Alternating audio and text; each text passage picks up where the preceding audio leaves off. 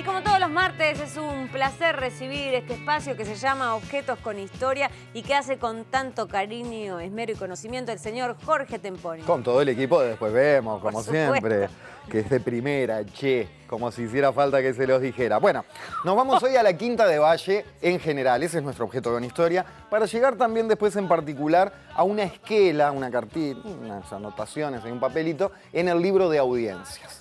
Empecemos diciendo que, así se llama, la Casa Quinta de José Valle y Ordóñez está en Piedras Blancas, específicamente en Espíritu Nuevo y Matilde Pacheco, a 3 cuadras de José Belloni, de la avenida José Belloni y Matilde Pacheco, 3 cuadras para adentro. Ahí nos recibió el licenciado Andrés Aspirós, que es historiador del Museo Histórico Nacional. Y es que el Museo Histórico Nacional tiene 8 sedes, que son 8 casas. 6 de ellas están en la Ciudad Vieja. Y son la de Fructuoso Rivera, la de Antonio Montero, la de Giuseppe Garibaldi, la de Juan Antonio Lavalleja, la de Manuel Jiménez y Gómez, la de Juan Francisco Giró. Las que no están en la Ciudad Vieja son la Casa Quinta de Luis Alberto de Herrera y la Casa Quinta justamente de José Valle y Ordóñez. Valle compra la quinta en 1904 por recomendación médica porque su hija tenía problemas respiratorios y era muy de la época recomendar que se fueran a vivir a un lugar de aire limpio. Ya llegaremos a la enfermedad e incluso la muerte de su hija Ana Amalia. Pero empecemos por la quinta en sí, allá vamos con el licenciado Aspirós.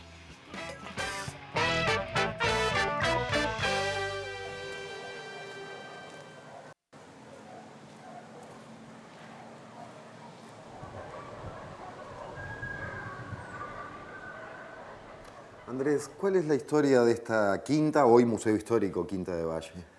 Bueno, esta casa, que es una de las 8 sedes del Museo Histórico Nacional, aquí en el barrio de Piedras Blancas, en Montevideo, bueno, fue la casa residencia de José Valle y Ordóñez. Es un predio mucho mayor, digamos, para las personas que se acerquen hasta aquí, hasta la zona.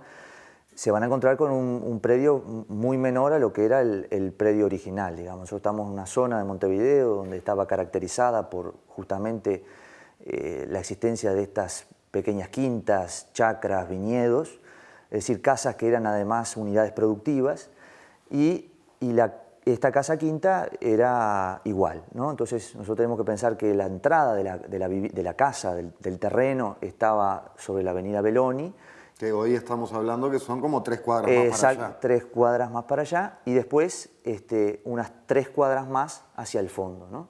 La familia Valle la compra entre 1904 y 1905 y existía ya existía una vivienda anterior de mediados del siglo XIX, la cual es completamente reformada, ¿no? Es una reforma que hace el arquitecto Campos, que se hace en el periodo que la familia Valle se radica en Europa. En ese viaje que ellos hacen entre 1907 y 1911, el encargado de las obras, el interlocutor entre Valle y el arquitecto Campos, es el amigo íntimo, el amigo personal de Valle, que es Domingo Arenas. Amigo, además, mano derecha política. Mano derecha política, exactamente. O sea, él la compra durante su primera presidencia. Ahí está. Y en el periodo entre presidencias... Sí. Bueno, se terminan esas obras. Se terminan esas Cuando obras. Él se va a vivir, ¿decís a dónde? O sea, ¿se va unos años a dónde con la familia? Ellos se van entre el 7 y el 11, se van a un viaje en Europa donde están principalmente en Francia y en Suiza, pero recorren gran parte de Europa, también visitan Egipto, visitan otros lugares de Oriente y demás. Es un viaje muy fermental para Valle porque Valle va sobre todo, después de lo que fue la primera presidencia, va a conocer experiencias de lo que está pasando en Europa, ¿no? Si han hecho estas cosas, ¿cómo nosotros, que somos un país nuevo, cómo nosotros no vamos a poder construir el país modelo? Entonces ahí Valle, por ejemplo, conoce todo lo que son los parques, las plazas, los monumentos, las avenidas, que va a ser el gran proyecto urbano que va a traer para la ciudad de Montevideo, en todo lo que son las avenidas, los parques, la rambla de la ciudad de Montevideo y demás. Entonces es un viaje muy fermental por todo lo que Valle conoce en ese viaje. curioso que lo llame viaje, ¿no? De 4 años, ¿no? Que en Tremendo. realidad 4 años uno se radica en algún lado, ¿no? Sí, tremendo viaje por Europa. Sí, sí, sí. Otros tiempos. Otros tiempos. Y también me preguntaba yo en algún momento por la guita, ¿no? La plata para semejante quinta y para el semejante viaje, etcétera. Y nos recordaba Aspiros que, claro, a través del diario El Día, o con el diario El Día, Valle era un empresario de la época, ¿no? Imagínense un diario en esa época, un No, enorme... era plata del Estado. Un decís. enorme medio de comunicación. Y claro, no, mirá si se me cae un mito. Digo, ahí si Valle, epa, no, parece que era del diario El Día, el dinero. Y recordemos que las presidencias de Valle fueron la primera del 3 al 7, la segunda del 11 al 15, y como decía ahí Andrés, entre medio es que realiza ese viaje del cual saca mucho material para después gobernar, ideas para gobernar. Ahora Aspiros nos cuenta sobre el movimiento de la quinta, que era grande, no era solo una casita a donde iba gente de visita, era un movimiento grande con actividad productiva también, incluso experimental para el país. En Piedras Blancas no solo Valle tenía residencia, sino que también Domingo Arena tenía una quinta aquí, pero también había otros políticos.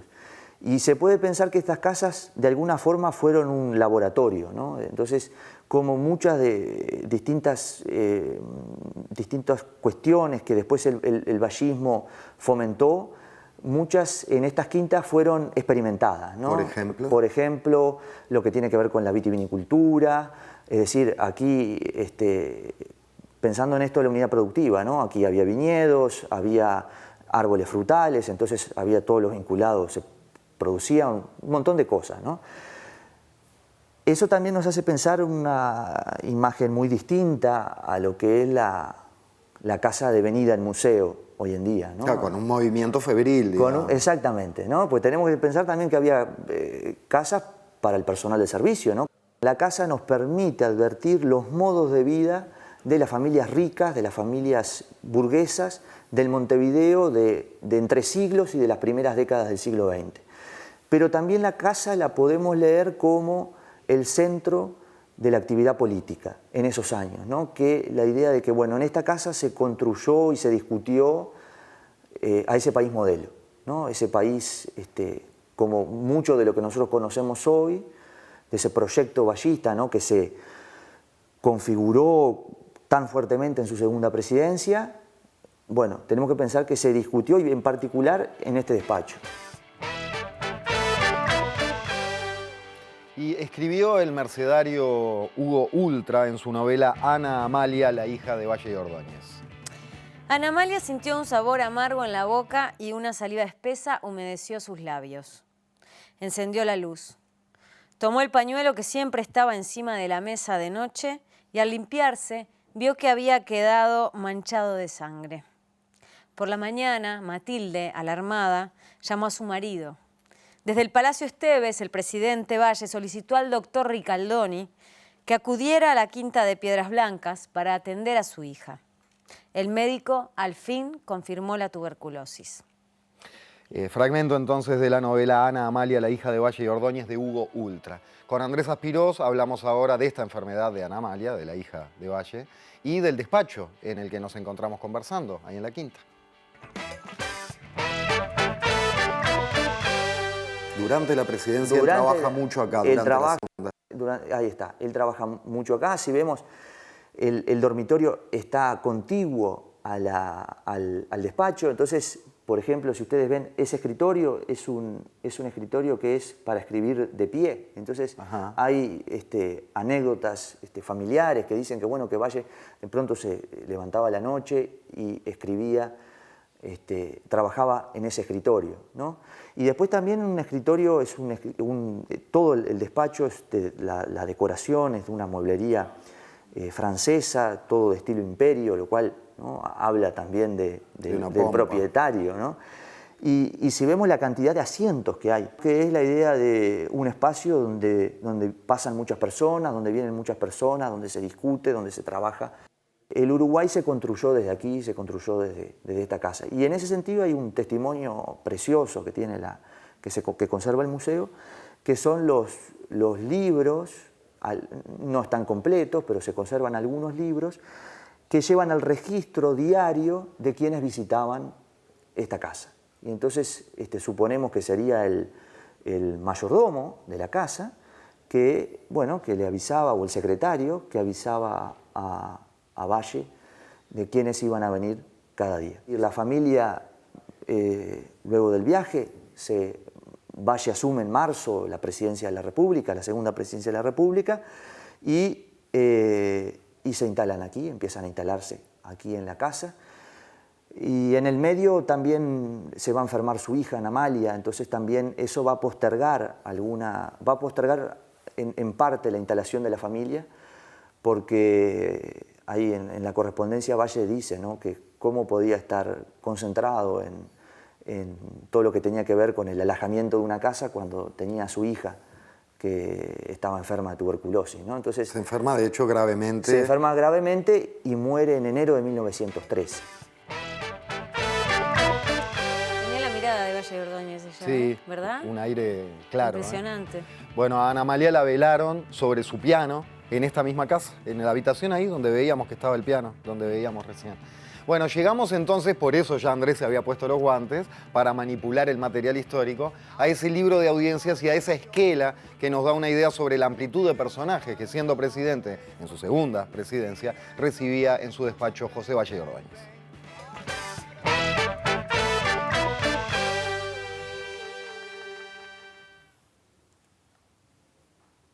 Bueno, y acá, si ustedes ven esta esquela, después el cuaderno dice octubre 22 del 14, pero la esquela que está engrapada corresponde al 11.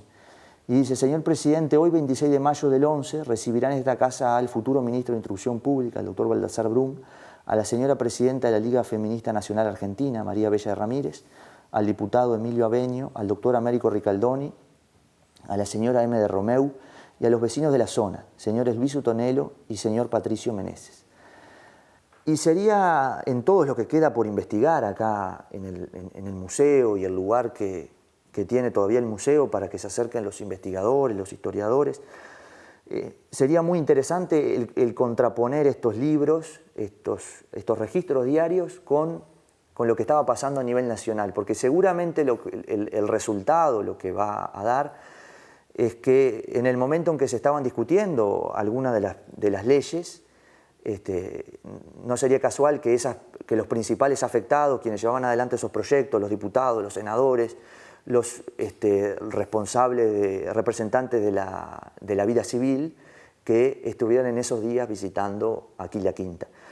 Y también solo esta esquela nos permite ver, como hoy diríamos, distintos niveles de gobierno, ¿no? Fíjese que va a venir, lo iba a visitar el futuro ministro de Instrucción Pública, Baltasar Brum, bueno, que después fue presidente de la República y que falleció en 1933, ¿no? Como en ese acto de arrojo que hizo previo cuando el golpe de Gabriel Terra.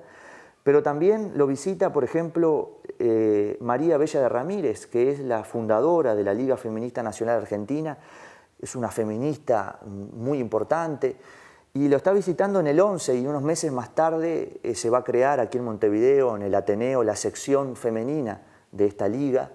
Es decir, que también sería muy interesante como para ver todo la discusión de ideas que se estaba dando en el Uruguay, en Montevideo, en ese momento. Sí, evidentemente que nos cuentes todo esto nos cambia como algo mágico en el aire, nos cambia la percepción del lugar, ¿no? Claro. Saber que aquí, en todos estos sillones y en torno a este escritorio, se sentaban a discutir protagonistas de la época, con Valle al centro, por supuesto, en lo que podría decirse casi que la fundación de ese Uruguay moderno, ¿no? Claro, sí. Esas bases que se sentaron después para adelante en aquel periodo tan importante, sí. ¿no? Es interesante esto que al final diga que también recibe a los vecinos de la zona, ¿no? O sea, como ahí están todos los niveles de gobierno, claro, ¿no? Como, bueno, se reúne con el futuro ministro, con diputados, con senadores, con una representante de una organización de la sociedad civil y también con los vecinos, ¿no? Que venían a plantearle distintos temas de su interés. Entonces es muy interesante. Nosotros eso hacemos mucho hincapié en esa idea de que, bueno, de que realmente estamos en un sitio donde se construyó el Uruguay modelo.